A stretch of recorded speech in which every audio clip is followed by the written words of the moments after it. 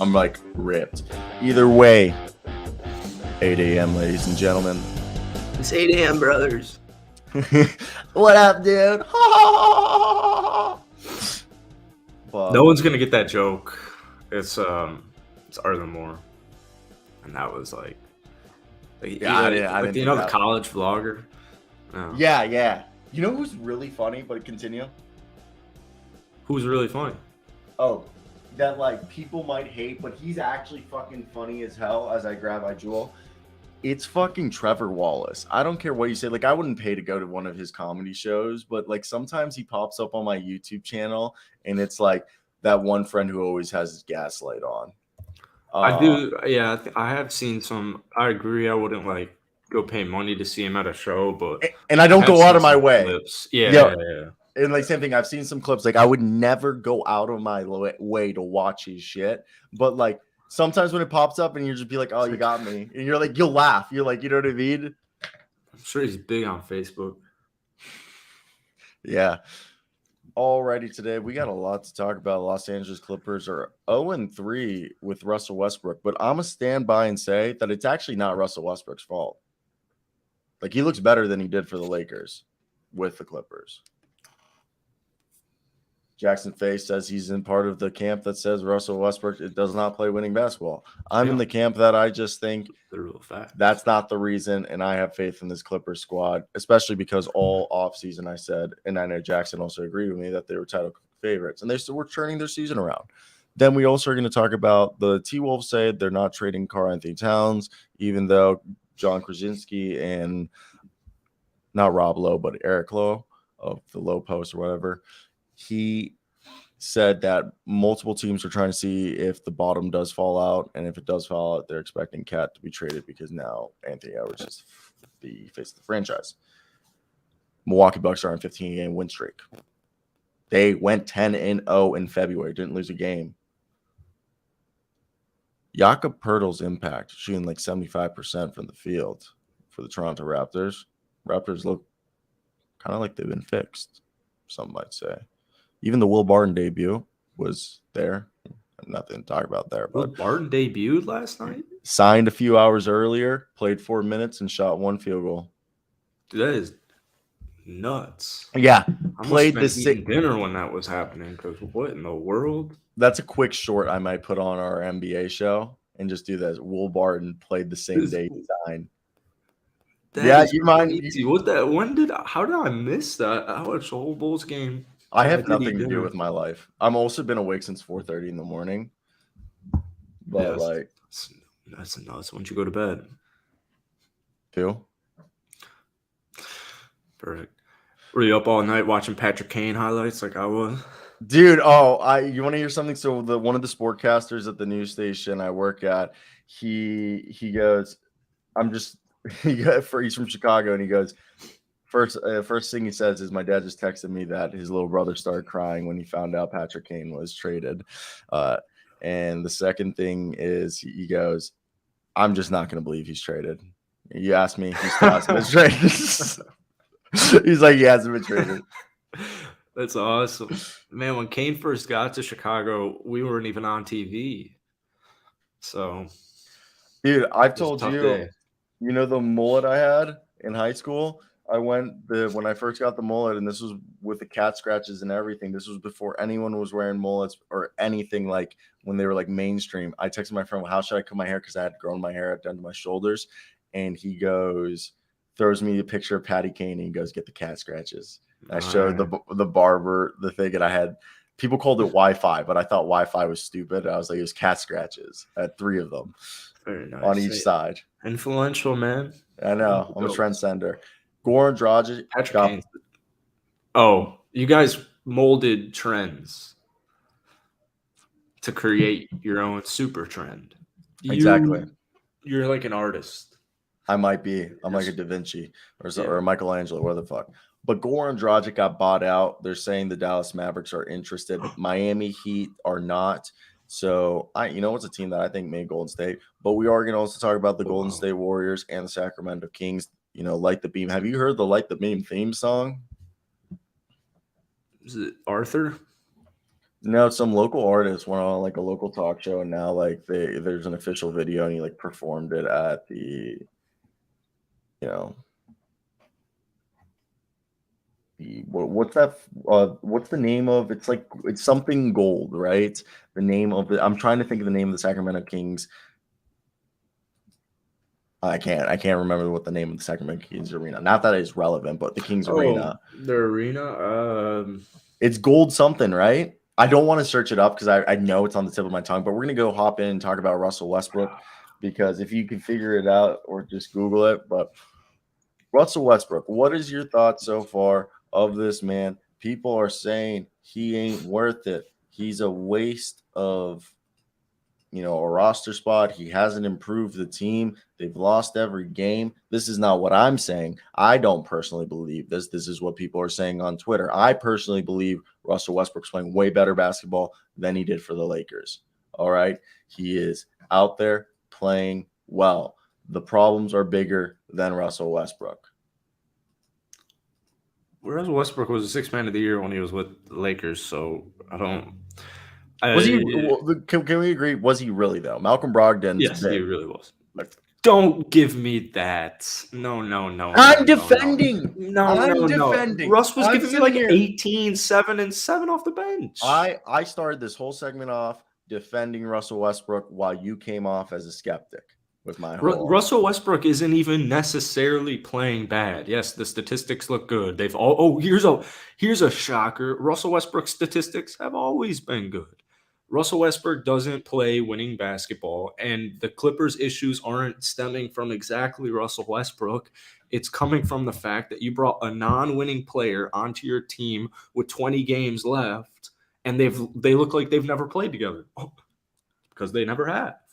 It's a very, very risky move to make this late in the season, and if it doesn't pan out, there's going to be some questions asked. If they were to hypothetically lose in the first round to the Sacramento Kings or whoever, there's going to be a lot of questions being asked, and it's not just Russ. Morris shouldn't be a starter. Powell should probably be in for him. The bench rotation of Terrence Mann, Norman Powell, and Eric Gordon is horrible.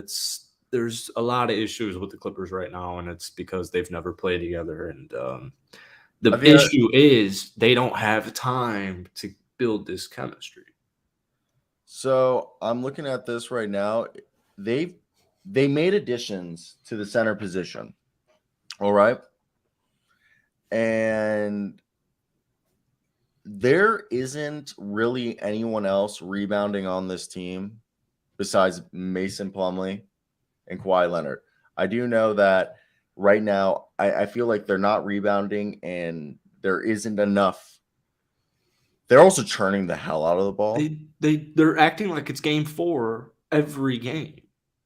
I know. They're choking like they do in the playoffs. I think it's more what you were saying earlier, where these guys have really this is the first time that they're basically almost healthy. Also, can we talk about something? Pretty much fully healthy.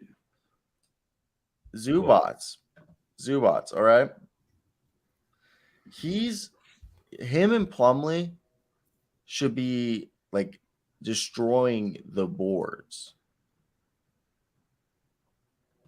I know Zubats just came back, and tonight was basically one of the first times we've really seen him it was the first time we've seen from the All-Star break. I just think they need to play more traditional. I say stop with they have too many wings. You said take out Morris. Maybe we go Kawhi, Paul George, Russell Westbrook. Then you have Zubats and Plumlee rotating in. Literally, you have Zubats play 24 minutes and you have Plumlee play 24 minutes, so they both stay fresh. You know what I mean? Yeah. And then you have Kawhi Leonard and Paul George. You got to keep them fresh. So I'm saying you only play them 30 minutes a night, and then you have Norman Powell. All right. I would like Marcus Morris to come off the bench, because if you move, I could argue you could already say Norman Powell might be the shooting guard that should start. You move Marcus Morris to the 6-man role. And then, Marcus Morris and Terrence Mann come off the bench with Bones, Highland, and Eric Gordon. And then you still have Nick Batum and Robert Covington. There's just a depth of players that I think it's weird because there's not in theory, like you have all these rotations you can do, which like is awesome, but yeah, it's going to take time. And I think I'm glad you brought up Batum because I wouldn't even mind if Batum either started or finished games because I don't he's mean to definitely better than Marcus Morris. Don't mean to cut you off, but address this. Everyone's saying that Ty Lue this season isn't a good head coach. I'm standing by that. I think he's a top 15, top 10 head coach in the NBA. That's no longer good, though. That's not what we expect from him, and that's not what the Clippers need. Paul George is being desperately exposed, and we're not even at the playoffs quite yet, so that does have me worried for playoff P. Do you think it's low IQ basketball, or he's just lost a step and he's trying to play like he hasn't lost a step? Does that make sense? I don't think Paul George contributes. I don't think he's like a superstar who makes everybody around him better. No. He's a complimentary piece. So I think that's just the issue. I think Paul George is now a third guy. I think Paul George, like, he's still good. He's still good. I don't think Paul George, you could probably argue then that Paul George was never really a grade 2 option. No, I think it sounds. Well, what was he one? In his prime's completely different. Yeah, I'm saying in his prime, like, I know, like, he hasn't won it. Mr. 81, you really think it's Westbrook? I think Westbrook's playing good basketball right now, bringing the intensity. They have an actual point guard on the roster right now who can actually facilitate. Yeah. I think the bigger problem is they're not playing physical enough. And I think maybe Tish over here is right on. I hate to call anyone not high IQ because it sounds offensive and it sounds just kind of rude because I think that, you're in the NBA, you're not dumb, you got to have some, like, and I think, yeah, like maybe not heads up basketball awareness. I think like Paul George at this point in his career, like imagine Paul George is the third option next to, for example, this is just LeBron and AD if they were healthy. That's insane. That's insane. But you go, okay, what about Paul George? And you get Kawhi, who's another big name guy that's not as big as those two guys, but like almost as competent. If you bring in like OG Anunoby, OG would be the third option right there, like which is more scary, OG Anunoby, Paul George, and Kawhi Leonard, or Paul George, Anthony Davis, and LeBron with Paul George being the third option, The only thing I'm going to blame Paul George for is trying to get Russell Westbrook because he's going to be the reason they don't do anything. That's the reason they're not going to do anything in the playoffs. I think Zubac's it's not just Paul George. Yeah, Zubac's coming back is nice, but even more the reason that these guys have never played with each other. And it's just not the move you make when you have 18 games left of the season for a guy like Russ. It's just so risky.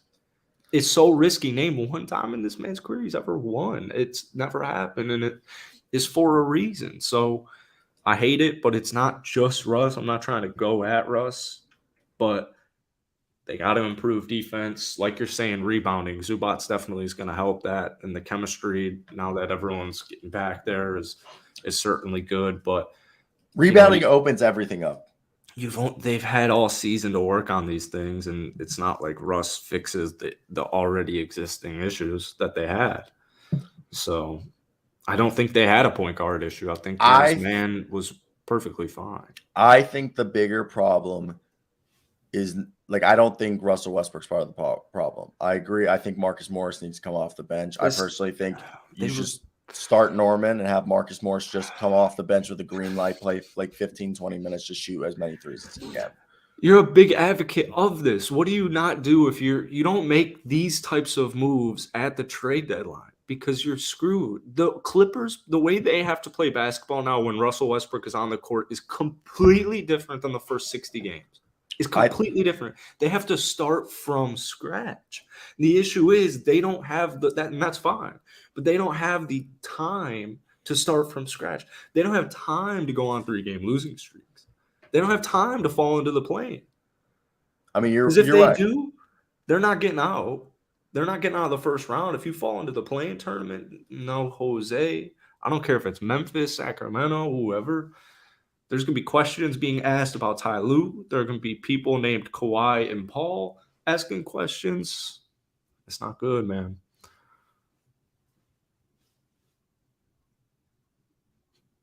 Now, just pivot from there, because that was a great way to end it. And there's another team that went undefeated, a team that I had my reservations about. And day by day, I look like an idiot. You know, you don't doubt Giannis Antetokounmpo and the Bucks, because Giannis Antetokounmpo, people are hyping up Victor Wembanyama, but Giannis, we all know, was under the radar. Like, you know, people didn't expect this, but Giannis is just a freak. The guy was out for 2 weeks, just came in and just coolly dropped the double-double.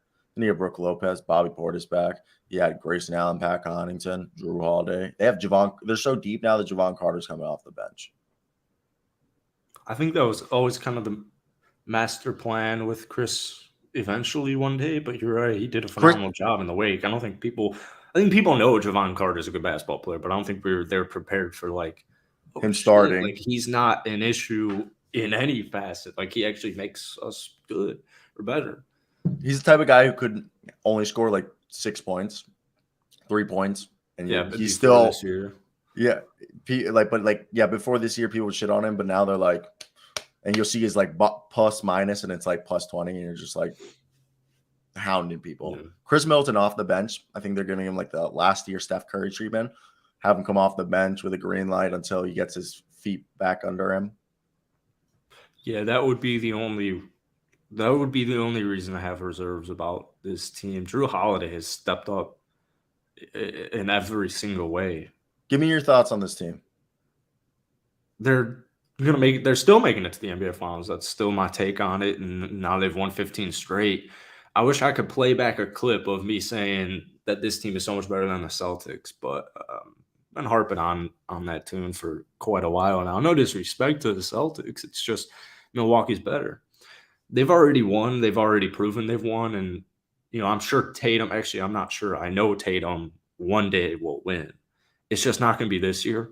And getting that first seed from Milwaukee is so critical, because now you don't have to play Boston or Philadelphia, it's looking like, in the second round of the playoffs. So that's a really big deal. And Milwaukee is just, they're an absolute 15 times in a row. It's crazy. And you got to enjoy while it lasts, because you never know. These are when games start to become must watches. It might be a little different if it was at the start of the season, but I remember the Heat's 20-pluser being you got to watch these games, because you could be watching history in the making. So it's great. I'm sure everyone loves it except Celtics fans. I don't think Celtics fans are the most excited. And I agree. Right now, if I had to say, assuming I'm still going with Eastern Conference Final, that, not our original, because we all agree our original, takes from the offseason were incredibly off. But the Nets. We had the Utah Jazz being one of the bottom teams in the league. So, and we had the Detroit Pistons and Orlando Magic being playoff teams. Orlando, the Magic aren't that far off. Yeah, I know. I was about to say the same thing. But we have said basically since the Kevin Durant trade that it's Bucks versus Celtics Eastern Conference Finals, and if that Philly could sneak in there. And I'm not saying New York or Cleveland will. It's a long shot for both of them, but it is 100% possible. The Sixers play the Trae Young and the Hawks, it's over. But I think right now the Sixers, my only thing, let me get right back to the Bucks, but Sixers, the James Harden noise about him going to the Rockets, it's just getting louder and louder every day. So I just have my reservations against the Sixers. But with that being said, I think when you look at this Bucks team, I would take them over the Celtics right now. Oh yeah, you gotta. So right now, have you seen at all what our man the name of the game we play all the time has been doing for this Raptors squad. All right. Like, pretty big impact player for a team that for a while everyone's like, they just need a big. They just need a big. Vision 6'9", which is a great name. All right. Toronto Raptors, Jakob Poeltl over here, shooting like 75% from the field for the team so far through 7 games. Man, literally can't miss. 74.1, 14 points, 9 rebounds, 2.3 assists, 2 steals, 2 blocks. Precious Achiuwa's balling out because of him. So is Scotty Barnes. And Pascal Siakam's more efficient than ever. What are your thoughts? Last night was incredibly frustrating. I want to just say real quick, I'm a Bulls fan, Raptors Nation. I'm a huge Rap supporter, but not last night. They are so annoying, and Nick Nurse clearly outcoached Billy Donovan. They're And 5-2 with Poeltl. Continue. welcome back, OG Anunoby, by the way, because he had his first good game since coming back. But Jakob Poeltl just takes that team to the next level, and it is so incredibly frustrating. And this team hustles so hard, and they get so many offensive rebounds. They're right there. Welcome back, Freddie V, Father Time Freddie, but not in a negative way. Like he just had a kid, Father Time. They're good. They're good as hell. And if you're watching right now, hit that like and subscribe button if you do enjoy the content for more daily content on the NBA, Monday through Friday, 8 a.m. to 9 a.m. Central Time. That's 9 to 10 a.m. And we've got clips. And we're also having short form content coming out. But let's get back to the basketball. I just got to be better about plugging shit. But Poeltl, sorry for cutting you down. What we're saying right here is this team is 5-2. That's what I was trying to whisper in your ears while Jackson was talking since Poeltl's came here. First off, Poeltl's passing ability, underrated. No one's talking about that. Great passer. Second off, this is a guy who it's weird to say because in the beginning of the season, Christian Coloco kind of was the starting center, and they had a few wins where like it was because they had really good, Coloco had a couple good, solid games. And that was the big, it showed that like, when they have a big who can do what a big does, they're good. So what having Poeltl allows you to do is they're now allowing their perimeter defenders to go aggressively at the point of attack on the perimeter, knowing that if they get beat, if they get blown, they don't have to freaking run as fast as they can to make up for it because guess who's there? Poeltl. And now they have to get past Poeltl so they know they can just rotate. It's just so nice because and that's what I talk about a lot in my Raps videos is like when you go up against a guy like Joel now, you don't need to play because they play help trap defense. But the thing is when Precious Achiuwa, no disrespect to Precious or Cam or Siakam or anybody who guarded Joel Embiid in the playoffs last year, they did their best. Joel's just so good. It's now like Joel can take a 2-on-1 against, Precious and Boucher. So you add Jakob Poeltl to that mix. It's just now you have like what we were saying. Like now you have a reliable all-star-esque big man who's gonna hold his ground. He's gonna do all the right things he needs to do. Top 10 big man big man in the NBA. Yeah, and it's just so vastly important, and I'm so glad that the Raptors are doing good because they have a good team. They've assembled a good team, and I know you're big on Masai for not getting him shooters, and you're right. You're definitely not wrong. But is it Masai Ujiri? Masai Ujiri, yeah. Masai Ujiri, okay. I was making sure. Masai Ujiri. Ujiri. I always was gonna say Ujiri. Ujiri. Masai Ujiri. Ujiri or Ujiri? I know someone with the last name. Someone comment down below. But no, I say Ujiri. Are the Raptors a playoff team now? 100% because the Brooklyn Nets blow balls, and the Brooklyn Nets are still the 6th seed. It's wide open. Don't get me all right. It's wide they open. Are currently 3 games behind the 6th seed, or technically 4 games behind the 6th seed. They are the 9th seed right now. They're a half a game behind the Hawks for the 8th seed and a full game in front of the Wizards. I think the playoffs standings, in my opinion, are pretty much there unless the Wizards fully implode. But if the Wizards go the way that they're going, they seem like they're at least going to be the 10th seed. The Bulls seem like they're going downhill. Same thing with the Pacers. The Magic, I just don't think they're going to win enough games for them to do that. They'd have to go on like an insane stretch. And then the Hornets and the Pistons, they're in the Victor Wembanyama sweepstakes. So the Wizards, Raptors, Hawks are the 3 teams that are, 8, 9, and 10. And the Heat. The Heat, yeah, but they're 2 games in front. The Heat are easily going to be the 6th seed. Oh, I see what you're saying. You know what I mean? Like, I think the Heat is – that's what I'm thinking right now. If you had to tell me Wizards, Raptors, Hawks, Heat, which did you have to put money on? No offense to the Raptors. No offense. Like, they could do it. I just choose Miami due to the history behind Miami and, like, culture and all that. Like, Jimmy Butler, I expect them to be at least, the 6th seed. So that's really interesting. Imagine if the Hawks were to falter a little bit. Like, let's say the Hawks falter and then Toronto or Washington rises and they play the Nets in the first round of the play or first game of the play-in to get into the playoffs. That would be a lucky, nice kind of a nice lucky kick right there. You're gonna play the Brooklyn Nets in the 7-8 spot. Yeah, no, I think it's. I think they're gonna fall farther though. I think when you look at the standings, I think what the Raptors should do is I think they're really trying to get the 7th, so they have to play 1 game, and if they do lose, they can save their season by playing the 2nd game. Because if you're a playing team, you really want to be the 7 or 8 seed, so you can play 2 games. Worst comes to worst. Yeah. No 7 seeds ever lost in the first round, first game, I believe. Correct me if I'm wrong, because if you're the 7th or 8th seed and you lose, you play the winner of the 9th or 10th seed.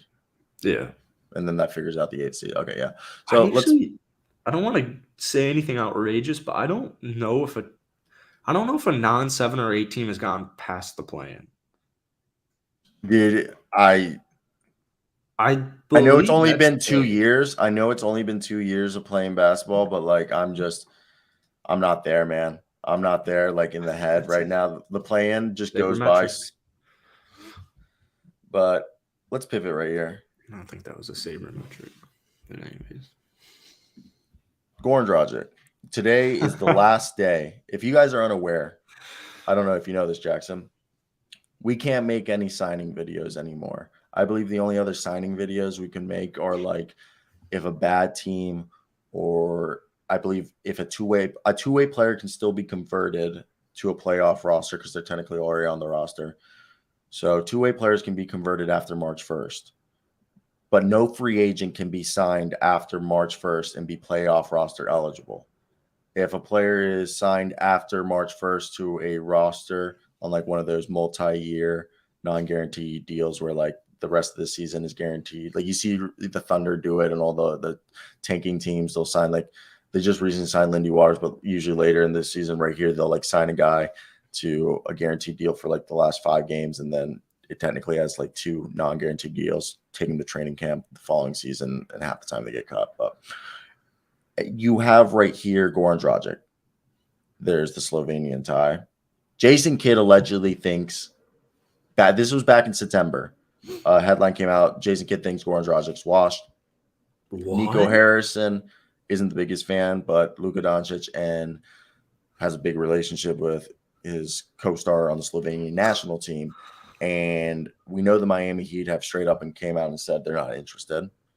And Goran Dragic, I mean, you have Frank Ntilikina, McKinley Wright the fourth, and Jaden Hardy as your backup 3 guards behind Kyrie Irving and Luka Doncic. I personally think bringing in a guy like Goran Dragic, playing 15 minutes a night, showing that he can still shoot like 35% from 3, above 40% from the field. He's going to give you like 6 points, few assists. There's no defense there, but you have the defensive guard and Frank Ntilikina if you need defense. But if you need a guy to give a breather, you have Goran Dragic. And you have the idea with Goran Dragic that you can play Frank Ntilikina and Goran Dragic in swap of Kyrie and Luka Doncic. Let's say there's a blowout and you want to keep the lead. Frank Ntilikina and Goran Dragic. You have Frank Ntilikina playing on offense off ball because he's shown that he can be a catch and shoot 3 guy kind of.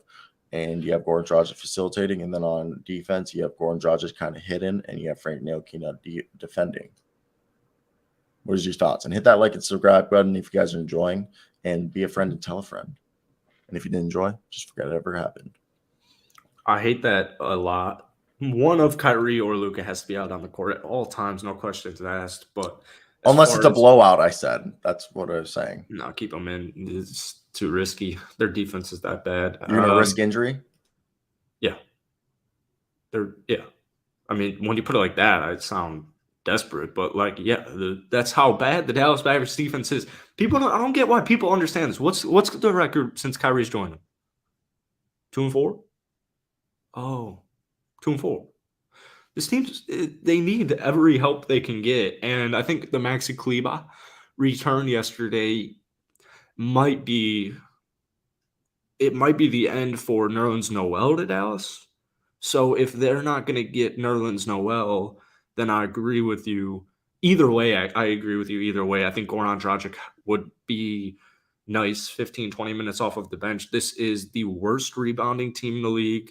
But so, Kleber's coming back. So Noel would help with being the worst rebounding and one of the worst rim protecting teams. But they're also the second worst assist teams.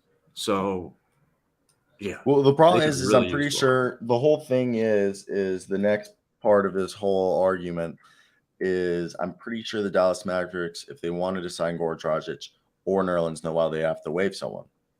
Now, I don't think they're going to waive Theo Pinson. Seems like they really like the guy. So you think here, do you waive like Markieff Morris for Goran Dragic or Nerlens Noel? Do you waive? Who else could you waive? Do you Davis Bertans has too many years left to stretch and waive unless you really want to commit to that. I mean, kudos to them if they're really, that's what they're trying to do. But the one thing I'm thinking right here is if you do, it just gets hard to think about. Like the only other way I see them working around this whole thing, if they want to sign both guys, because I made a video about this, and I said if you sign Goran Dragic and Nerlens Noel, that's a great 2 pickups on the last day possible. The whole problem is that you'd have to cut 2 guys, and the only 2 guys I could see is you cut Theo Pinson and like Markieff Morris, okay, and then you sign Theo Pinson because he's a big locker room guy to a 2-way deal, but then you would have to cut either McKinley Wright or AJ Lawson, and that's just a whole. I don't know if you got. I don't know if that even matters, but I would do that immediately. Would you do that? Theo Pinson, the 2.6 career scorer and the 36% shooter this year, I would 100% get rid of him and bring him back on a 2-way. And AJ's, I have a soft spot for my Gamecock, but yeah, I would 100% do that. That's all. It's time to win, Dallas. Like, they know this. That's why they traded for Kyrie. I don't give a shit about because Markieff isn't playing. So Markieff sucks as well. Yeah, he's not going to give you anything except veterans, which you're getting. So you cut Markieff, you cut Theo Pinson, and if you really want to keep Theo Pinson around, you cut AJ Lawson or McKinley Wright. But I think McKinley Wright's the better 2-way player in my opinion. I wouldn't be surprised if that happens. And then both of them. And they're like, Theo's like, we'll keep you around. Here's the 2-way, so you're still here, and we'll have Nerlens Noel and Goran Dragic. Now you have Frank Ntilikina, Goran Dragic behind Kyrie and Luka, and then you have Dwight Powell, JaVale McGee, and Nerlens Noel as your center by committee, which I think isn't that bad of an idea. Yeah, it's another one of those Band-Aids that's like. It's waterproof. I don't know if it's really going to be waterproof, but it's better than nothing. It's better than nothing, but I mean, in theory, one might argue that those 2 players could argue the roster is the same in talent level as last year's, maybe even better. And if Luka goes crazy. I think the Kyrie move changes it. I think Brunson's more of a winning guy than Kyrie. I don't know. It's hard to look at buyouts in that realm because it's like, oh, well, if they were such winning players, wouldn't they be on rosters? I get I it know, with I know, I venues, know.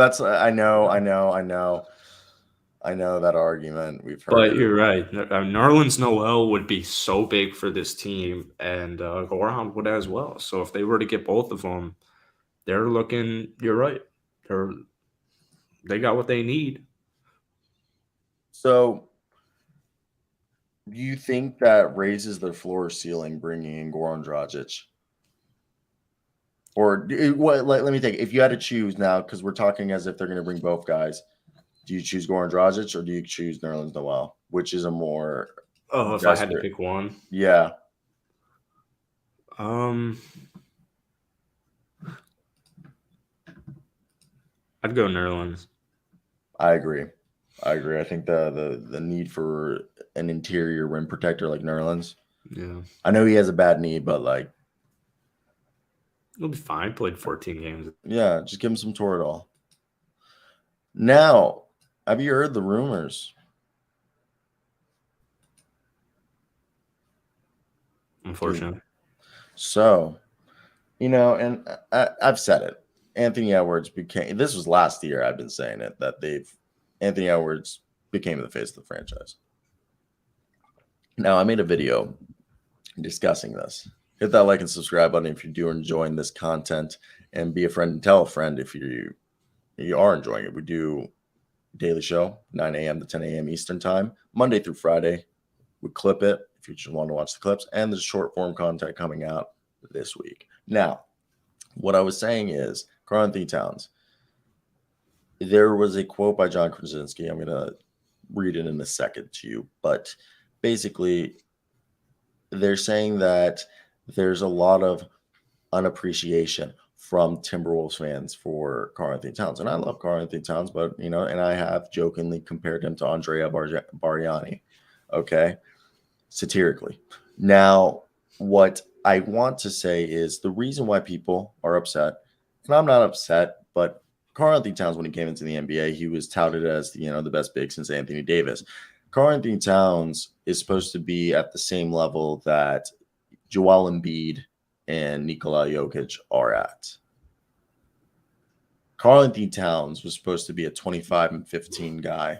He's gone. I know this is more due to the scheme that they keep pushing him farther and farther away from the basket, but he was supposed to be a guy who'd average 15 rebounds a game, a guy who should be averaging like 25 points a night, being a guy who averages two blocks a game. He's supposed to be this all around, center who was going to be equally good defensively because, he showed that he could be somewhat of a, above average rim protector, and he had the arms and, the mobility to be able to guard forwards, and not all forwards, but, power forwards, the bigger forwards. And he was supposed to be this dominant rebounder. Basically, in the conversations, like right now, the three best big men should be Karl-Anthony Towns, Joel Embiid, and Nikola Jokic. When Karl-Anthony Towns was drafted in the first few years of Karl-Anthony Towns' career, the expectation was Karl-Anthony Towns was going to be a perennial MVP candidate. That's why Timberwolves fans are upset. That's why people are saying like they need to move on. That's why Anthony Edwards has replaced him as the MVP candidate. I know a lot of stuff has happened in Karl-Anthony Towns, and my heart goes out to him. My condolences. I know a lot of stuff has gone on, and that takes a toll on a person mentally, and there's so many off the court and issues, and having a revolving door of coaches and instability isn't the best thing. But what I see here is it's interesting. So sorry for cutting you off right here, but let me read you, not cutting off, but not letting you speak. Let me just read you an interesting thing, and I want to hear your take on here. Will Karl-Anthony Towns eventually be moved? Because this is a whole new regime, even new owners. The Minnesota Timberwolves made a bold move trading for Rudy Gobert this offseason and followed it up, with the idea that it was going to work between Karl-Anthony Towns and Rudy Gobert. Now, we didn't get to see it much. Karl-Anthony Towns suffered the grade 3 calf injury November 28th, and we haven't seen him yet. And since then, it's really became the Anthony Edwards show. According to Zach Lowe on his podcast, a potential chatter around the Timberwolves trading Karl-Anthony Towns, he said, It has felt like the inevitable end game, where at the very least, it is something that is talked about between teams. Teams are already talking about it. End quote. And John Krasinski replied that no doubt that other teams are eyeing the situation and looking to see if KAT will become available. I can tell you from everyone that I've talked within the organization, they very much believe in Karl-Anthony Towns. They believe that once he comes back, they have some time to build around Anthony Edwards, Gobert, and Karl-Anthony Towns. They very much believe that it can still work. Chris Finch believes it. Tim Conley believes it. They don't have any plans to trade him. But if the bottom falls out of this thing and they go forward that way, there are going to be a lot of teams knocking on the door. I do think that overall, especially locally here, there's a lack of appreciation among fans for what Karl-Anthony Towns is as a player. What are your thoughts on that? Yeah, I don't care what the nerds have to say about it. I wouldn't trade KAT quite yet. I would keep him for at least another year and a half. And he'll be back for the last 10 or so games. Hopefully it's the last 15 games and he comes back in the next week. But, I mean, you got Rudy Gobert too. This is you got to go down with the ship if you're going to – it's too late to pivot.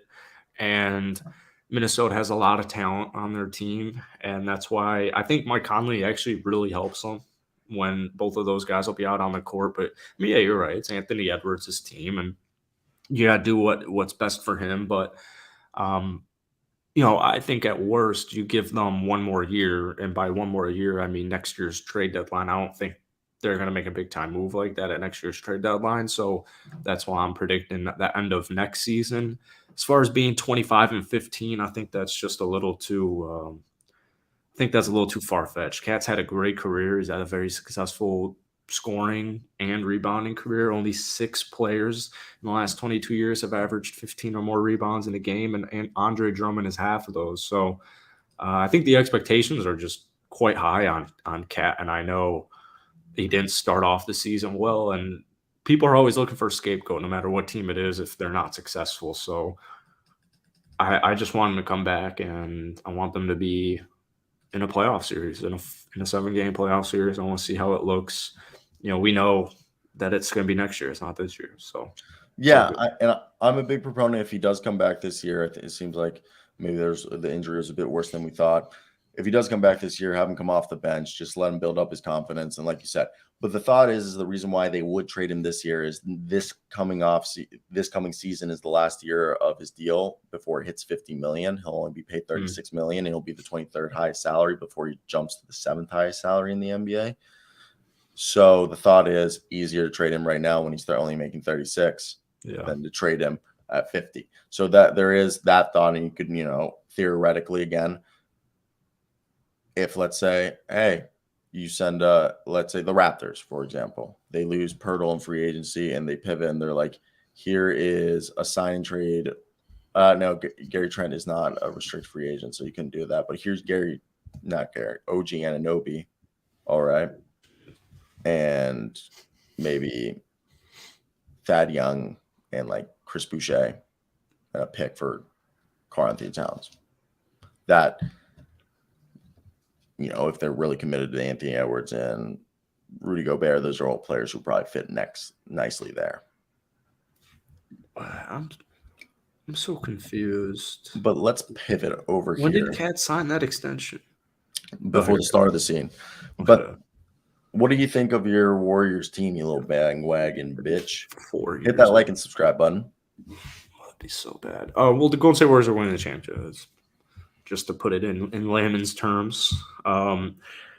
Theoretical question: Steph Curry, Klay Thompson, and Draymond Green fully healthy heading into the playoffs. What does that remind you of? Last year, I'll answer it for you. Reminds me of last year, and literally all season, Charles Barkley saying, "You're cooked. You guys are cooked. I don't watch basketball, but you're cooked." It's just, I don't know. People don't like to appreciate greatness while they have it, and this could be and might be the last year of this dynasty. It feels like the last ride or the last dance for Bob Myers, at least. Definitely, Batman's going somewhere else, and somebody's gonna pay him. Now they're the 6th seed in the West, and they're rising, and we know how close the West is. So I mean, I think if Golden State can they acquire that 3 seed? Well, I know the Kings have like one of the hardest schedules in the league until the rest of the season. I don't think they'll be able to So they have catch one roster Golden spot. State. They're the 5th seed. I know they have only one roster spot open, and from what I've heard, is Anthony Lamb will be the 15th roster spot. But that means in the playoffs, their starting lineup: Steph Curry, Klay Thompson, Kevon Looney, Andrew Wiggins. If he's back, he's out indefinitely, and Draymond Green. Well, yeah, Kevon Looney, Draymond Green, Andrew Wiggins, Klay Thompson, Steph Curry. Then you have off the bench Jordan Poole, Dante DiVincenzo, Jonathan Kuminga, Anthony Lamb. And then I guess your 10th guy would be, well, they would probably run a 9-man rotation only, but 10th guy, JaMychal Green, yeah. And then the rest would be Patrick Baldwin, Moses Moody. Don't forget about GP2. GP2, if he's healthy. Hopefully, we don't know. Jerome. So I guess it sounds better because like GP2, if you had it there, you throw in GP2 right behind Dante DiVincenzo and Jordan Poole and GP2. Then it'd be Anthony Lamb, then probably Lamb or Kuminga, and then like flip one of them depending on the matchup, and then JaMychal Green is the 11th guy. So that's not that bad. That's not really that bad. Again, it's all health, and we have no idea what's going on with Andrew Wiggins. It's a indefinitely family matter. Yeah, it'll be fun. Klay Thompson, modern day Reggie Miller. I'm so sick of talking about Klay Thompson. It's like, we've seen you do this for a year now. We know you're good. Who said that? The disrespect is so real. Some talking head on, I think, The Athletic. I don't know. We'll see what happens in the playoffs with these boys. But yeah, you're right. Klay Thompson he's back. He's been back. Draymond Green is healthy. Steph Curry, I think today we'll know a little bit more about Steph Curry. He's getting reevaluated today. Dante DiVincenzo has been so money for this team, and I wouldn't even be. I think it will be Anthony Lamb. I think it should be Anthony Lamb. I've seen a lot of Warriors fans want like Dwight Howard. That's not happening. Will Barton would have been possible. Obviously, that's not a thing anymore. I think Nerlens is really the only guy they would possibly acquire right now today. But I do think it'll be Anthony Lamb. And even though he sucked on the Houston Rockets and looked like a G Leaguer, he's still young, or he was still very young, and he did great in Vermont. So good for him. And he's been great for the Dubs. I'm excited to win the 5th one. Technically raped the one. Allegedly. Well, we've talked about that. I know we're not going to talk about it. Yeah, I was just making that was a bad joke. Ben Roethlisberger did. Ben Roethlisberger did. So did Derrick Rose then. Did Derrick Rose? I mean, like as far as Anthony Lamb.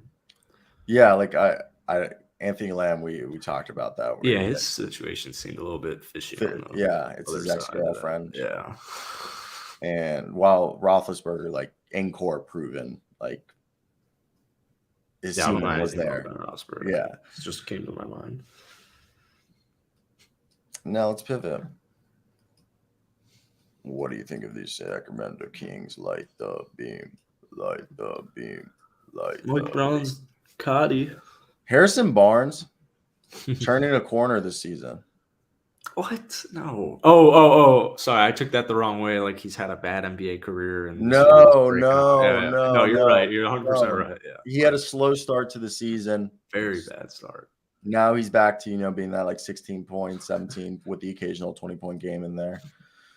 30 last night, right? Loved me here. Like when Harrison Barnes was on UNC, I was a really big North Carolina fan that year. John Henson, Harrison Barnes, Dexter Strickland, Kendall Marshall, bro. You remember those? Oh my God, the lefty. Yeah, bro. You remember those UNC teams? That was my nemesis. Though that Carolina squad those were the nemesis years. I think that was one of the last teams I remember playing. I think on the NCAA basketball game with Blake Griffin on the cover. Yeah, like the Hansborough era. just a little bit later. I think it was like the year after, 2 years after. I think Hasbro was right after that year. Yeah, Those or years. right before. I don't even remember. I think. Yeah. But either way, what do you think of the Kings? This team, it's fun. It's fun. Malik Monk can go off any night, go from 45 to 7 points. Davion Mitchell, defensive dog, can score. Kevin Huerter, I think Kevin Huerter is just playing well. Darren Fox star. No, you're right.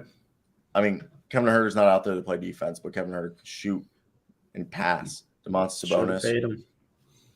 Basically, Domantas Sabonis is like a mini Jokic, which is still an all NBA player. Like Sabonis is his own player, but like goddamn Sabonis, just triple-double demigod. Keegan Murray, Mr. Efficient should be his middle name. Harrison Barnes, like we said. Hey, I should go grab my jersey. You know who didn't really play to start the season, but like has like low-key became like there's like once every 2 weeks he comes in and just plays really good defense, and the stats won't tell you it, but he is making a huge impact on this team, and he's one of my favorite players in the league, and I model my game after him. Matthew Dellavedova. Oh my god, yeah. How did that not be the first name in my head? Dude, he doesn't play every game, but there's like 1 or 2 games, depending if there's an injury or something, or if they like Mike Brown's just like Mr. All Reliable Matthew Dellavedova shooting like 36.8% from 3. Don't look at the field goal shot because like he only shoots 3s really, and like the occasional layup. And he'll come in, drop some dimes, shoot some 3s, and just play reckless, hard-nosed point of attack defense and the perimeter. And he's just, whenever they need him every 2 weeks, Delly. And that's the type of guy you need in the playoffs. Trey Lyles, another guy, underrated season that he's probably going to get paid like a full level, mid-level exception from somebody this offseason. Former lottery pick by, what was it? Was it the Spurs? No, it was the Jazz. Then you went to the Nuggets, then the Spurs. But these guys shooting like 36.5. It's just been like Mr. Reliable with that 3-point shot. What are your thoughts on the Kings? And they have Terrence Davis, another guy. Like they have all these guys. Chemsy Metu. Yeah, they're creeping up on Memphis 4-game winning streak. I think the Clippers win. I think that established them as like, oh shit, yeah, they have a hard schedule to finish the season, but they're not really going anywhere. And Mike Brown's Cotty, obviously, but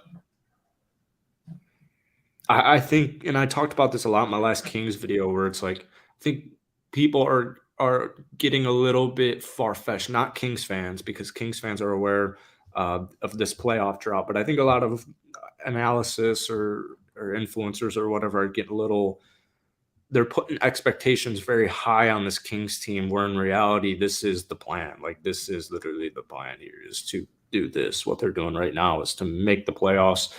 And I don't think they're having a Memphis Grizzlies-esque ascension.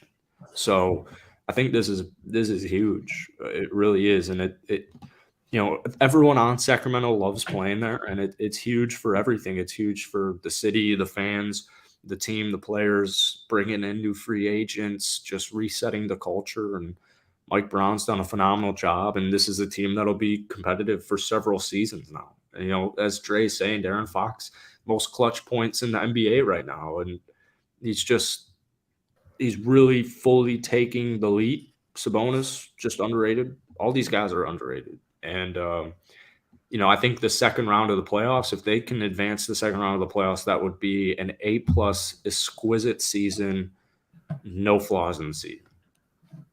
Right now, they're already in May. Yeah, no, I agree. And this is a really good team. It's crazy to think about that Mike Brown, last time he was a coach, he was a defensive coach, like known for being like, and now they're like the number 1 offense. They're fantastic to watch. And hit that like and subscribe button, guys, if you're enjoying this daily NBA show, 9 a.m. to 10 a.m. All right, be a friend, tell a friend. And if you didn't like it, forget it ever happened. And we do clips if you don't want to catch the show. We want to hit 2,000 subs one day. We will. And we're also streaming. We're on streaming podcasts if you want to listen to audio. But, yeah, no, I think the Sacramento Kings are going to be a team I think they're going to be a team that upset a team in the playoffs. And don't be surprised if the Kings are this year's team to go on a deep playoff run. Nice. like be the Or Dallas Mavs of Mavericks. last year. Yeah. The Dallas That Mavs would of be last very year. cool. Yeah, that's Very, what I'm very thinking. cool. Like they could really be like the Mavericks of last year and make it to like the Western Conference Finals. Yeah. If they get Especially hot. if they can get to that 2 seed and not have to play Denver in the second round. It's a very big deal. Well, so Or wait, no, they wouldn't play Denver in the second round either. So I guess it would be on the flip. It would be don't go to 4, try and get 2, so you have the home field in a possible second round playoff. They have the best offensive team in NBA history right now. How many points are they putting up? I'm gonna guess 121. Let's see. So De'Aaron 121. Fox yeah, they have the best offense in NBA history right now. They're saying that the wrist injury for our man De'Aaron isn't that bad. They're 11 games over 500, pushing for their first playoff appearance since 06. Fox got an MRI on his sore wrist, by the way. My wrist is doing well. Still a little sore and painful, but he's averaging 25.4 points, 6.5 assists, 4.5 rebounds, and shooting 51.5%. I think, though, I don't know why, but if they put somebody from the Kings in the MVP, Dre, I agree. De'Aaron Fox, dog, top 10, maybe even top 5 point guard in the NBA this season. I think they would have Sabonis as the MVP for this team if they had to choose an MVP candidate. Damn. Nothing against Fox. Nothing against Fox. I don't know why point guards never get the recognition and appreciation in the MVP voting. I don't know why. But like, think about who was the last like point guard, like pure point guard to win. Russ. You had to do triple double. I hope not. James Harden was a shooting guard. You know, Stephen Curry.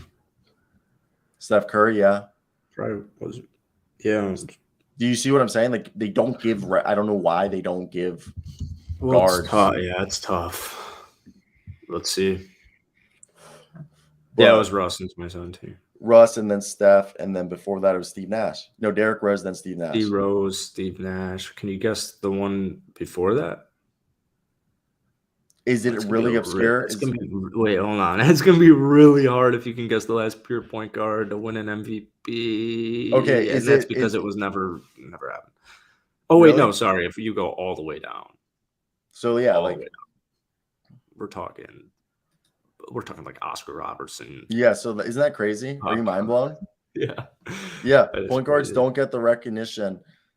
And it's like defensive players in the Heisman.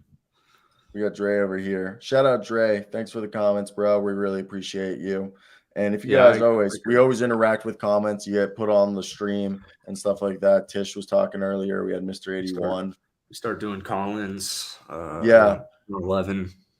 We need to start. Well, I want to do call-ins like once the show gets like 2 hours. That'd be so cool to have like a 30-minute or an hour block where it's just us answering calls and debating. Yeah. Now, you know what time it is, Jackson? We play a game, ladies and gentlemen. We play a game that we like to play. Well, if you ever listen to this on audio, this far ahead, while the game is very hard for you to envision. That's actually probably really funny if you can. I think you can post the video format on like Spotify now. So maybe. Yeah, but like, why? Who watches video on Spotify? I actually do. You do? You're a weirdo, bro. Watch YouTube. It's not on YouTube, so I have to watch it on Spotify. So. All right, let's go like this. Better for the audience. And again, guys, if you want to watch us, we do clips. We have them short form like TikTok reels coming out as well this week. We do daily clips of the show if you don't want to watch the show live. But the show is live 9 a.m. to 10 a.m. Eastern time. Tell a friend, be a friend. Sorry that I sound like a record, but you just gotta. We haven't had a Wednesday like this in too long. Yeah. Check out us on all streaming podcasts if you do miss the show. This is an internet radio show, not a fucking podcast. But let's get to it and let's go. My guess is gonna be Buddy Hield. Why does this look like Dwight Howard? But it's Bam Adebayo, I feel like. Yeah, it's Bam Adebayo. I feel like, dude, they've repeated.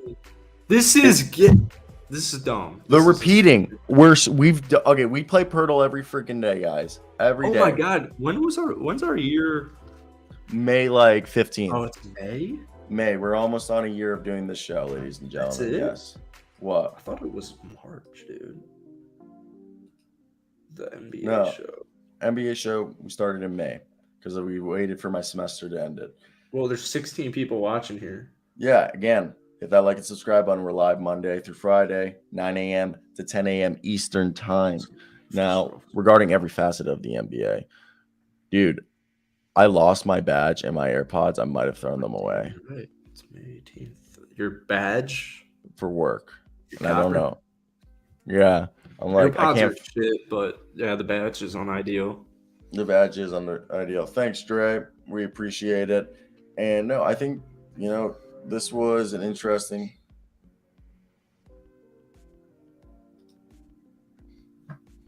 Oh my God. I'm watching a video. My sister, my girlfriend sent me a TikTok. This was a great show for a tough Monday and Tuesday. Oh, yeah. Why not weekend show it? Oh, shoot, dude. Maybe one day. One day. I mean, if big enough stuff happens, why not weekend shows? I mean, that's possible. I think if we did a weekend show, they'd have to be late at night or like it's just weekend. It's not until like 1 o'clock for me when the game's on. And that's what I'm saying. Weekends is hard, and I mean it's possible. Weekend one day in the stew, we can do some live watches. I've thought about doing live watches. Like this year, I'm probably gonna simulcast on here and on my channel the NBA draft that I've been doing for the last 3 years because I do a watch along, and because I do the ticketer and we update the ticketer as we go. But I mean, the whole thing. Stream the NBA draft. I mean, the whole thing is like once that little switchboard I sent you that it's like $300. We don't need StreamYard. All this will be able to do it from the program, Yeah. But yeah, fuck. Dude, weekend would be tough, man. I don't think it sounds really fun, and maybe I'm just dramatic because life, and you got other shit to do. But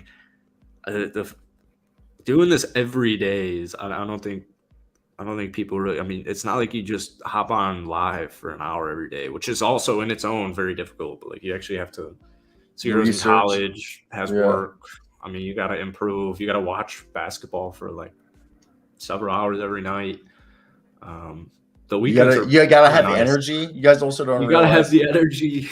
like half the time, I'm rolling out of bed an hour between 5 minutes late to an hour before. Sometimes I wake up early.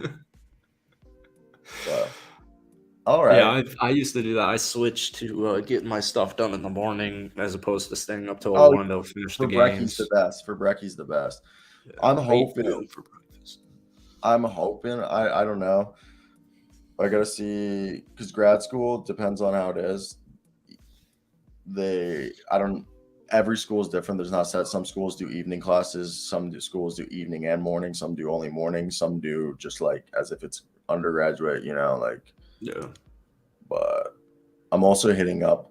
I had to sit down with my professor, and she told me I should hit up every sports team in Miami, from the Heat to the Hurricanes to the Panthers and shit like that. So to offer to help run their YouTube channel and be I can conduct player interviews and shit like that. And the other thing is to hit up Vox, Vice, Axios, and all those digital media, online media journalism companies to see if I can. Yeah, I fuck Vice, but it's a job, and that way I can get stay in the industry, see if I can get a part-time, and also hit up all the stations there and be but basically because I got into all my grad programs and shit because of my YouTube channel. Nice. And I'm just gonna continue to flaunt that and just send it to new companies and be look, I'm moving out there in 5 months, sending feelers out. Damn, that's a long time from now. That doesn't even feel like that long. It's gonna be a fast buy. I mean, in a month, I'm gonna have to start looking for places. 1 month? Well, like I'm already looking, but like actually like closing in on a place. 5 months from the lease date? Well, I want to look for a good place. Damn, dude. I was gonna figure that out like last week of July. Well, Right I before mean, it.